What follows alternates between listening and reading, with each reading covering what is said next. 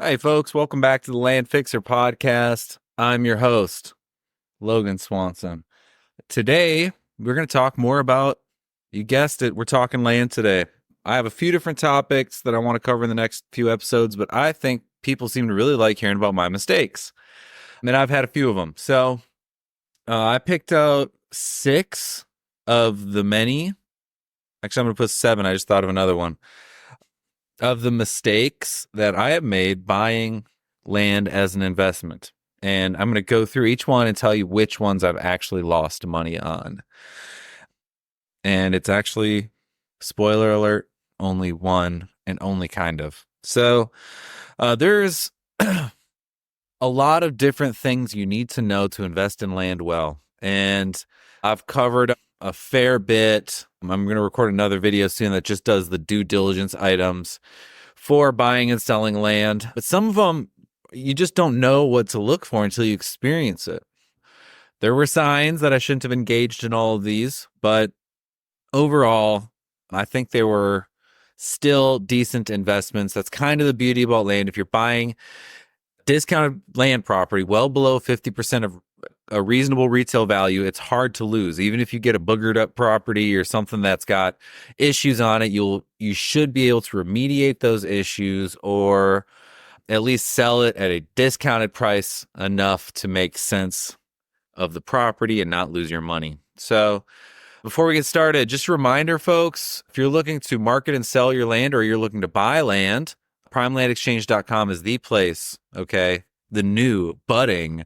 Now, version 2 of our marketing service, Prime Land Exchange, is going live in the next month. If you're a land investor looking to sell, sign up. If you're a buyer, if you're looking to buy wholesale value land directly from land investors, this is where you want to go, okay? There's going to be a section there called Spotlight Deals. These are the properties that I highly suggest investors jumping on top of because there's either it's well below retail value or because there's a good potential for forced appreciation, things of that nature. If you're a land investor, you need funding. Check us out at landpartnerfunding.com. If you're a landowner that has a property you want to partner with me on to develop or improve or even just sell, divide, whatever, reach out to me at thelandfixer@gmail.com. Find me on Facebook, whatever else. So we'll just get right into it. Okay, so I have 7 of these. I'm going to try to move through fast. So this first one, I have one specific example, but I've had a few similar ones. And that is, I'm looking at a property that we actually funded. So we purchased it, we own title on it, but a partner brought us the deal. And this one's in Bastrop County, Texas. This is just north of Austin. And the property itself looks great. It's got it's a little over a half-acre lot. It's got utilities. It's, not far from Austin. It's got a paved road that goes up to it. And when we were underwriting it, it's densely wooded. We sent an agent to the property. They said it looked good. They did not send us photos. We reviewed everything, including the topo map. And it looked fairly buildable, no problem. But what lied to us was the topo. Okay, so the GIS map that we were using for the county does have a topographic overlay, so that'll show the contours of the grade of the earth, meaning it'll show you where it's, hilly, steep, whatever. But that topo was not very accurate. So that property looked fine. It looked buildable. But once we brought it to market, even though it was probably what I thought was the best of the 3 property bundle that we purchased, it is still sitting on market because the topography on the map made it look very buildable. But when you're on the site, it's actually pretty steep near the back, towards a creek, ravine, whatever you want to call it, and it scares everybody off. The builders look at it and they're like, oh, we might have to do some sort of special foundation or pier system, or we can't build that close to it, or there's no way to build, whatever. So on these steep properties, we've learned that we really need to get someone experienced to go walk the property before we purchase it. So that's not just a realtor go look at it, but rather, ideally a builder, someone who will be, if it's a home site, if it's something suitable to build on, or that's your ideal buyer, then you really want to get a builder out there to look at it, walk the property.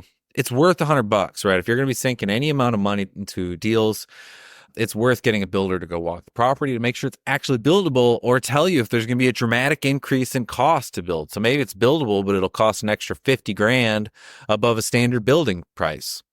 That's no bueno. People are going to try to kick that. People are going to try to get the price lowered. So that's one we're still holding on to. I'm confident we'll make a profit on it. May not be a big profit.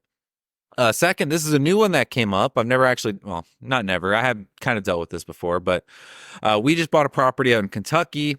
We thought it was a home run, slam dunk, no problem. And first thing we find out is what looked to be a shed or maybe an old outbuilding on the property is actually a home, which we believe has squatters in it. We had sent a drone photographer out there, again, assuming that he had surveyed the whole property and kind of would tell us if there was something like this going on. But we were unawares. We brought it to closing, and now we're in the process of cleaning the mess up. You know, for me, it's kind of a headache, but I love having the ability to go through every one of these issues so that next time I encounter squatters or people squat on a property that I currently own, I'm going to know what to do. And pretty much all of these things come down to the same process. Like, okay, well, we're going to call the local sheriff's office, asked them, what do we do? They referred us to the attorneys. The attorneys told us what to do, exactly how that would look with the court, yada, yada, yada. So we found a solution to it already. It may take longer than we were hoping for, but we bought this property at a pretty good discount. So we're confident we'll have enough time and money to remediate the issue and still sell it for a fairly decent profit.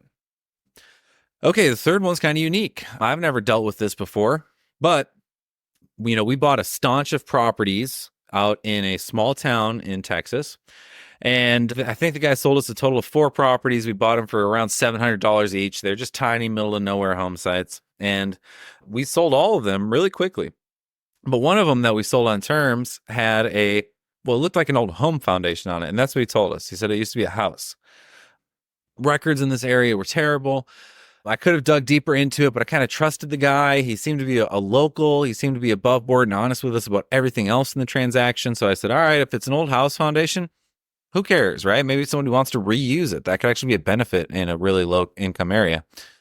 So anyways, we bought it. We sold it on a note, and somebody that we sold it to, actually talking about squatters, they're not supposed to build on it until the note's paid off, but they went ahead and rolled a mobile home right onto it. And this happened to be in like the quote unquote city square of this tiny town. And the tiny town has like 2 elected officials, and one of them called us and they're like, hey, you can't put a mobile home there. And by the way, that's not an old home foundation. That's an old gas station foundation. And they said, you might actually want to talk to the Texas Department of Environmental Control, TDEC, because there's underground storage tanks that have not been remediated. So they put these, any gas station is going to have these huge underground storage tanks. And once a gas station goes out of business, well, somebody has to go in there and remediate those tanks. And the previous owner never did. He just stopped paying taxes on it. It went to the city. The city then sold it at a tax auction to the guy that I bought the properties from, and no one remediated it. So I get in contact with TDEC. They go out there, inspect the tanks, and they say, hey, there's no real problem with them, but you do have to get them cleared up. They told me the cost of remediation was going to be $18,000 to $20,000. We sold it for $15,000. So there's no way that we were going to remediate these tanks. So we got in contact with the people that were buying from us. We switched them to a different property. It was actually a better property for them. They were happy. And then we went back to the seller, the guy that sold us the properties. He stopped taking our calls. So all we did was just deed the property back to him. Very simple. So overall, we bought 4 properties, $700 a piece. We deeded one back, so we'll count that as a $700 loss. So we are $2,800 in on 3 properties, and we sold those for a grand total of about $45,000. Each of those lots we sold for $15,000 each. So $45,000 on $2,800 investment. No biggie, no problem. I'm happy to deed that headache right back to that person. But now we know if I'm ever looking at a property that is suspicious, maybe it's a street corner or anything that may make me think, and I've actually looked into this a few times and caught myself, but you go through and you see the previous owners, and if any of them are like an energy company or whatever else, or if you have any suspicions, you can call TDEC, TCEQ is what it is, the Texas Commission for Environmental Quality, TCEQ. And they'll tell you if there's ever been registered underground storage tanks there. And if there have been, buyer beware. Make sure you understand exactly what's going on there. All right, where are we at? Wow, I'm talking too slow. All right, 4 more I'm going to try to get through. 1, adverse possession. So I bought a property. I buy a lot of really affordable properties. I usually don't run affordable properties through a title company. I do my own independent research, have a guy that does it for me very affordably. And he missed something. When I went to go sell this property, we sent it to title and we found out that somebody in the past had filed adverse possession against our property and it did not show up on a title report. Now, the process for cleaning it up really was not too bad because even though he filed for adverse possession, it never went before a judge. No real civil proceedings ever moved forward. So we were able to go in there and just say, hey, we own this property. He has no right to do this. And we had it cleaned up for just a few $100s and not a lot of headache. But that is a big, big deal. We could have lost, well, it's a big deal if it's an inexpensive purchase. This one was an inexpensive purchase. We bought the property for $1,500. We were selling it for $15,000. Not a big amount of money. So even if we lost $1,500, I wouldn't have cried about it. But I think it cost us $500 in legal fees to remediate it. No problem. We're $2,000 into a property that we're selling for $15,000. Same area, well, similar area. This is out in West Texas where we buy a lot of 5, 10, or not so much anymore, but we used to buy a lot of 5, 10, 20, 50 acre properties out there. We bought a property that looked great. It was a little ways off of the beaten road in a county called Culberson County, Texas. A 5 acre tract, about a quarter mile, half mile off of the, one of the few paved roads that run through the entire county. And everything looked great. We knew it had legal deeded access to the property, but we didn't send anyone out there ahead of time to ensure that you can actually get out to the property. And what we found out is that this property, even though it had a legal deeded access, we had a bad neighbor somewhere up the line that had put in a gate. We don't know whose gate it was. And there was a single key that unlocked it. And behind this gate were thousands and thousands of parcels of land that all should have legal access. So in that case, we actually didn't do a lot more digging. We ended up, I think someone just came onto our website and bought it. I don't know. We had a few people try to go out there and visit the property and say they ran into this gate. But what that had us do is in our underwriting now in areas like this where somebody could just gate off, kind of a rough access property like this one was, we either use Google Street View or we're going to send someone out there ahead of time to make sure that they can actually just drive to the property. And, in areas that are somewhat impoverished, this is not very expensive. You can go Craigslist, pay someone $50, $75 to go out there to the property and snap some photos with their phone. So they're going to send you some photos, but really what you're making sure is someone can actually get out to the property. So that legal access was resolved. All right, 2 more. Okay, we have time. So one of them, we flipped an airfield.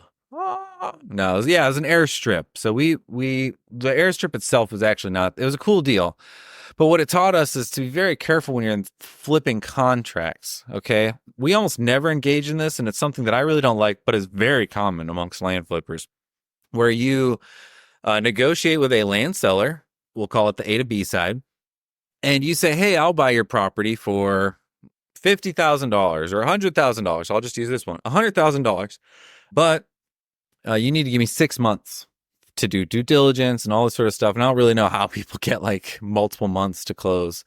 But then the investor, myself, would go and find a buyer on the BC side. And then when that BC side buyer was ready to purchase, we'd either use those funds or some sort of very short-term lender in the middle to then purchase the property, then sell the property almost at the same time and make a spread. Most land investors are looking to make like $10,000. Boy, is it a headache for $10,000. But at any rate, there was no sneakiness involved. This client came to me. I had bought and sold a couple properties from him in the past, so we had something of a relationship already. And he said, hey, I have this 100-acre, I forget what it is, 120-acre property out in Utah that has an airfield on it or an airstrip on it. He had the dream in the past of creating this airplane community, which I'd never heard of, but apparently it's not uncommon, where people can just have private planes, fly them in, and kind of experience this community of pilots. And I was straight with him. I was like, hey, man, this is a very unique property. What do you want for it? He said he wants $100,000 for it. And I was pretty sure I could probably sell it for like $150-ish, maybe $200,000 if I took my time on it. But it was really weird. It was risky. The legal access was kind of sticky. It was there, but it wasn't really a road. It was hard to get to. You needed a 4x4. There were no comps around this property. So it was really hard for me to really say, like, I know this is the value of the property. So what I said is, hey, I'll help you do this, but here's the deal. I'm going to go sell it. I'm not going to buy it from you until I can sell it. I mean, he was happy to do that because he said he's been trying to sell it using brokers, realtors, kind of traditional routes, and it never has had a single person express interest in buying it. So we agreed, we signed the contract. He knew exactly what I was doing, that I was going to find an end buyer and that I was going to make whatever was in the middle. So this was a completely transparent conversation for him. Now, what happened was I started, of course, doing all of my marketing, which was a lot. I was doing paid social media marketing. I had it up on all the different websites. I blasted it to my list. Yeah, and I had a whole bunch of traction and interest almost immediately because it was such a unique property. And I think I had some pretty good creative over it. I think I said like Joe Rogan would love this property, right? Because it was like hunting and out in the wilderness and whatever. And it just blew up. It got a whole bunch of attention.